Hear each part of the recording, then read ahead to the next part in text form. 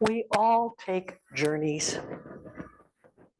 There's different kinds of journeys, and sometimes they're extended trips like getting on a plane and flying to see our family and spending time with them on the holidays. Other times it's a simple drive across town to the grocery store. But every journey that we take has a specific purpose. One is for pleasure and fun and love, meeting with our family. And the other is a chore, something that we have to do, like going to the grocery store, running an errand, coming to church. No. There is, however, another kind of journey. And this one is called spiritual growth and freedom. When we look for the definition of journey in the Oxford Dictionary, it tells us that it's an act of traveling from one place to another, especially when they're far apart from each other. But I think the more important definition that comes immediately afterwards is a long and often difficult process and personal change and development.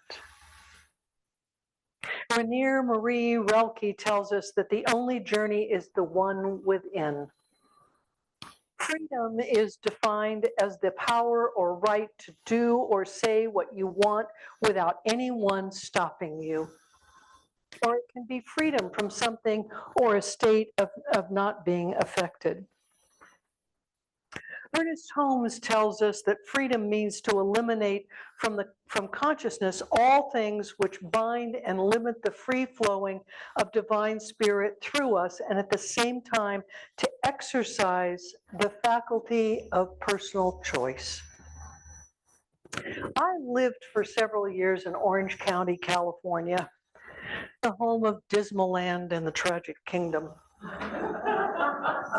Trust me, been there many times.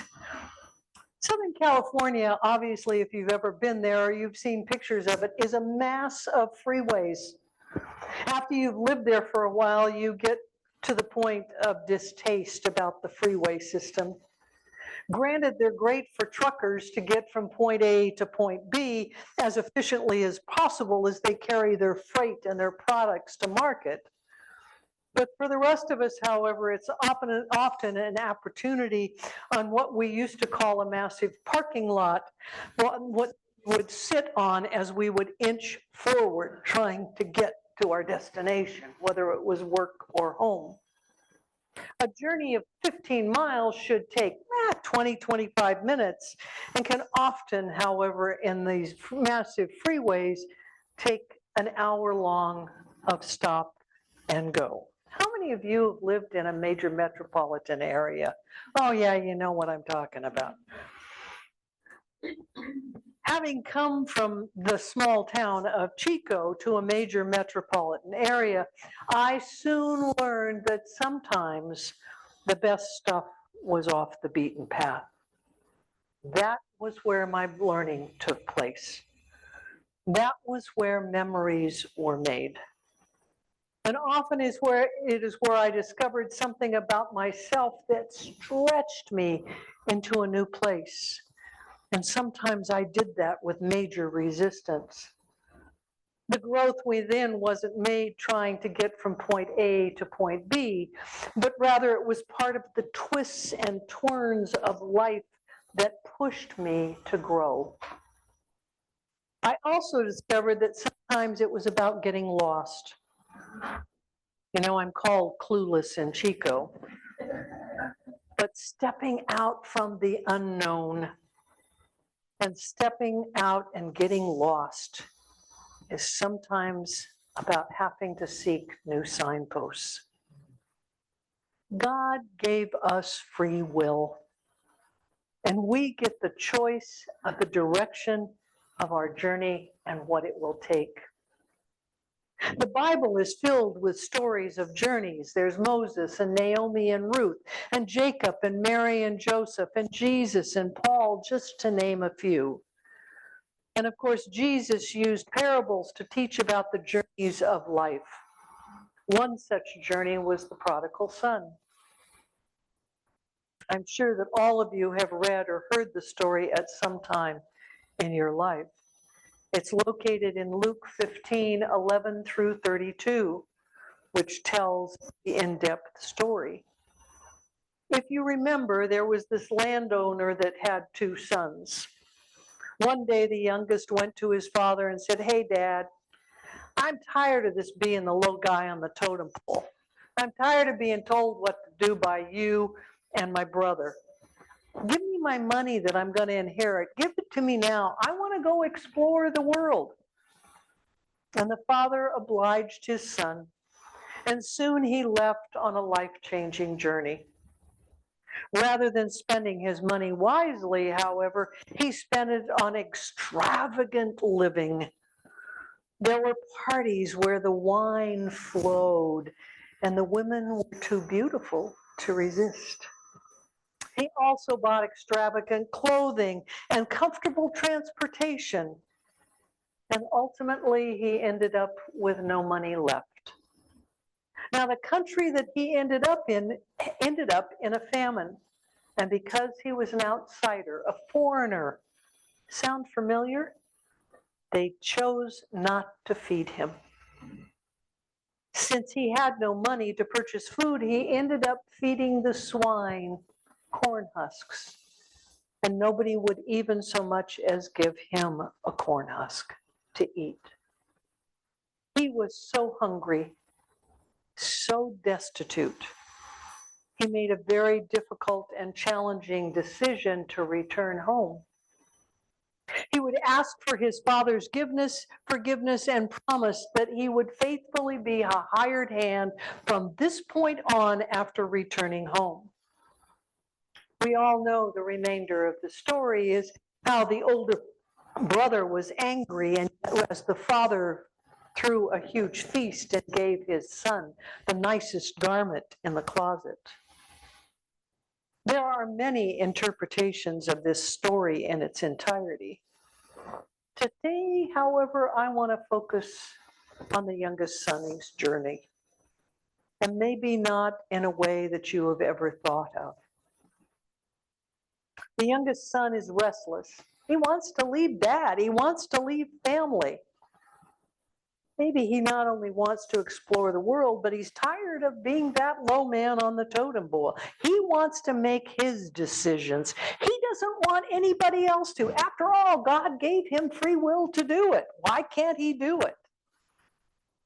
My guess is that most of us in our teenage years probably felt similar to the young second boy who lived or is known as the prodigal son.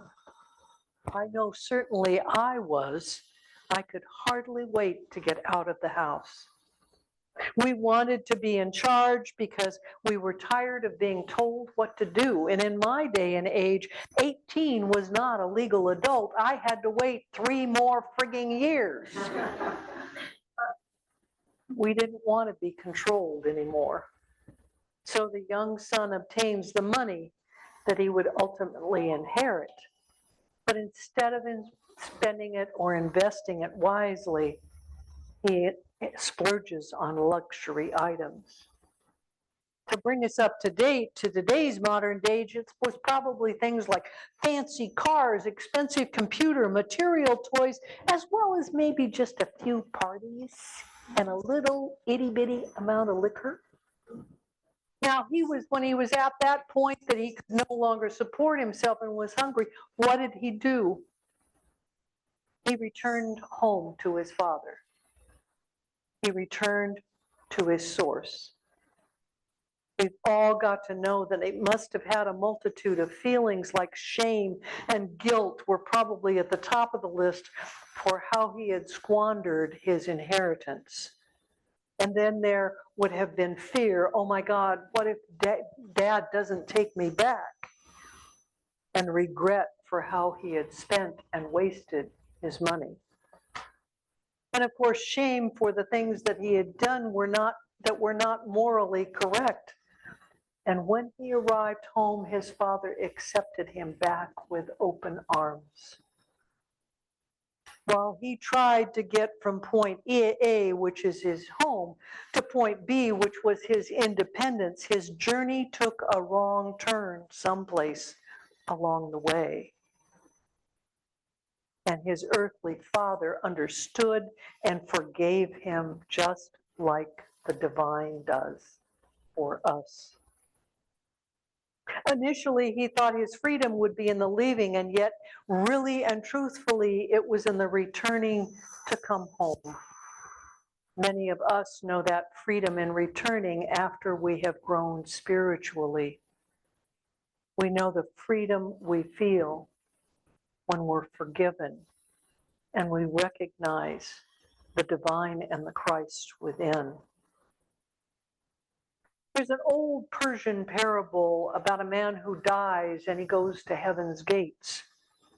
And he turns to the guardian angel waiting to be invited into heaven.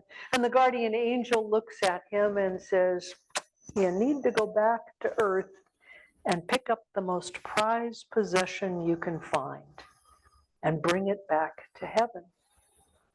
So the man went away and he returned briefly, not too much after, with the matchless jewels of King Cyrus in his crown.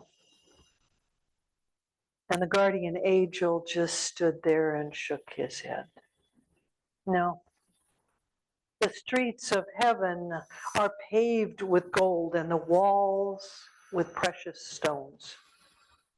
We don't need any more jewels or gold up here. And so the man returned to earth with this, and he went back to heaven again, and he came back with the sword of Alexander, the great conqueror of the world. Once again, the guardian angel just shook his head and said, Alexander is dust. The least of our messengers slew him in his frailty. Earth's strength is weakness here. So the man left heaven for a third time and returned to earth to find the most prized possession that he could find. And he came back and he knew that he had it this time. He absolutely was going to nail it. This time he brought back the lost books of Solomon's wisdom. And once again, the guardian angel looked at him and said, no. Man's wisdom is folly in heaven where all things are known fully. The man left still pondering what could it possibly be? What could he go get from earth and bring back to heaven? And finally he returned to heaven's gates and brought nothing. And the angel let him in. The man had finally discovered that the most precious thing from earth was an open mind. An open mind to experience and know that Christ consciousness lives within each and every one of us. And this is what will guide us on our journey to freedom, our journey to spiritual freedom. So just how do we discover freedom on our journey? First, like the man in the Persian story, we must show up with a mind and a soul open and ready to learn, ready to receive. And how do we do that? I feel the most important way is through our personal spiritual practice. We're only able to experience truth with a capital T when we know that perfection is within all of us. And it is God. A couple of years ago, I created a Lenten practice at our center. Monday through Friday, we came together collectively on Zoom for 30 minutes to meditate, pray, study one word, and then journal together. The words were all significant because they were all descriptive words of Jesus or qualities of Jesus. Part of the practice is in being in two or more with like-minded people. Our Sunday morning gatherings nudge us to grow, but it is the personal spiritual practice that deepens us in our Christ consciousness. and truly brings us back home from our journey. It's like a muscle memory that we create when we're playing a sport. The more we practice it, the more it becomes part of us, and it is so naturally there. Next, we need to release all our fears that we continue to hang on within. After all, when we stay in that place of fear, we are living in duality, which means we are living in separation from God and from each other. And when we're in duality, we believe in two separate or opposing powers. It's like believing in good and evil at the same time. Here at Unity, we know that God is all there is, but not everybody believes that way. And when we let fear take over in our life, we're letting go of the knowledge and the belief that God is all there is. According to Charles Fillmore, the founder of Unity, we intuitively know that life is the one real expression of God. God can experience life without us. And to heal fear, we must experience God's presence within us. My guess is that I could ask each of you about a time you have experienced God's presence, and you could tell me exactly when and where you were and what that experience was. After all, God is within us all the time, not just part of the time, and we just don't recognize it. Next, we have to have faith on our journey, a deep abiding faith so that we believe in the unknown, which is that which we cannot see. Jesus told us that it is done unto us as we believe. If we're unable to believe in our ability to create our journey, then we're unable to understand that God manifests through each of us. And when we're living in fear and duality, we're forgetting that God can only do for us what God can do through us. That is deep and abiding faith. Part of our journey to freedom is about paying attention to the signposts that are along the way. You can't get on a freeway today or a major road without signs that tell you you're on 70 or 99 or I-5. Or also it tells you the next turn coming up or the towns that are coming down the road. These are signposts that help us turn, that establish how fast we can drive. And just like those road signs, there are signs along our path to freedom. It might be a teacher. It could be a minister who sees something special in you, or it could be a book that gives you an answer that you have been seeking, or even a stranger that challenges you to forgive or to understand or to let go of your stubborn feelings and see a new or embrace a new way of seeing. Signposts are everywhere for us. We just need to be on the lookout for them. After all, they affirm that we're headed in the right direction. The fourth way to inner freedom is through forgiveness. Just like the father and the prodigal son who forgave his son, it is our job to forgive others as well as ourselves and stop carrying around the angers from other transgressions that keep us tethered to our past. Forgiveness is about letting go of the hope that the past can be changed, because it can't. Forgiveness isn't about saying that whatever happened was okay or right or just. It's just about letting it go. So often our journey in life is bogged down with so much inner luggage that we choose to carry, thinking we can change the past. We carry around those feelings of anger and hate and frustration about others that prevent us from creating the space within to grow and move on. I watched a man who had carried so much anger and hate towards a young man who had murdered his only child. I watched him one day forgive him. It was at Pelican Bay Prison up in Northern California. Now, if you've never heard of Pelican Bay, trust me, it's the worst of our criminals in California. And that's where this young man was imprisoned. And Johnny went in and he stood behind a protective glass because they wouldn't let him go in and be one-on-one. No one's allowed to do that at Pelican Bay. And give this young man who had spent most of his life in torment forgiveness. I get God bumps every time I think of it. It was as if a weight had been lifted from Johnny's shoulders. Johnny let the power of his son's tragic death go so he could continue his journey in life. He returned to the present rather than hanging on to that past anymore.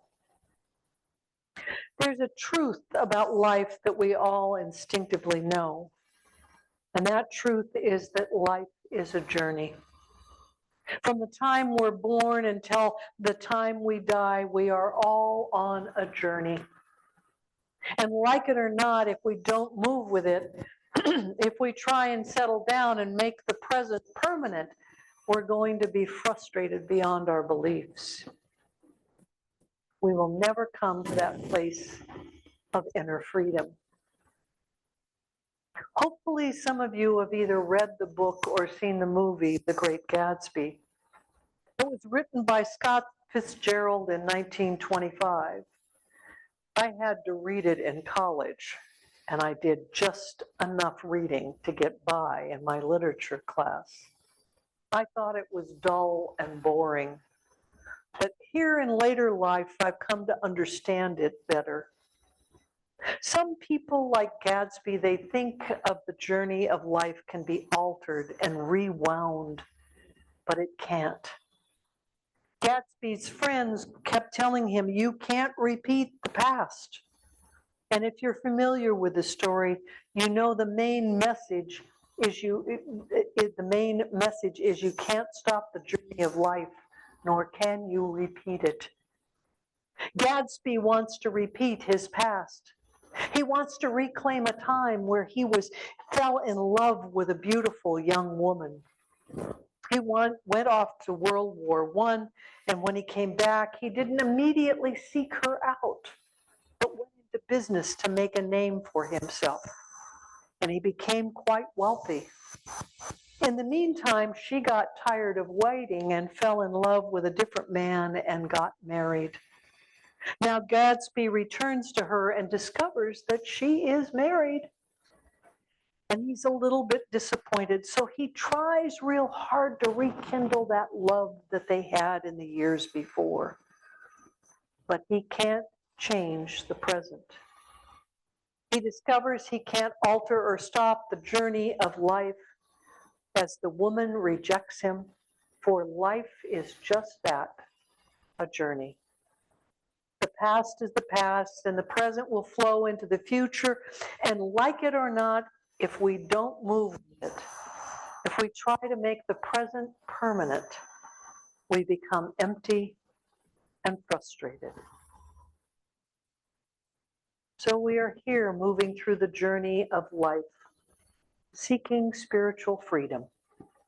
There are peaks and valleys, times of drought and times of fertility, moments of fear and insecurity, and moments of love. Even though our journey might bring us times when we feel fear or shame or guilt, we know that when we return to that place of center, when we return to the Christ consciousness that dwells within each and every one of us, we are on the road to freedom, knowing our truth within. This is the truth in my life, and this is the truth in yours. And so it is. Amen.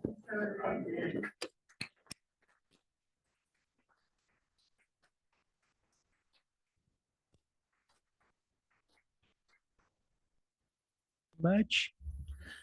Lovely talk. And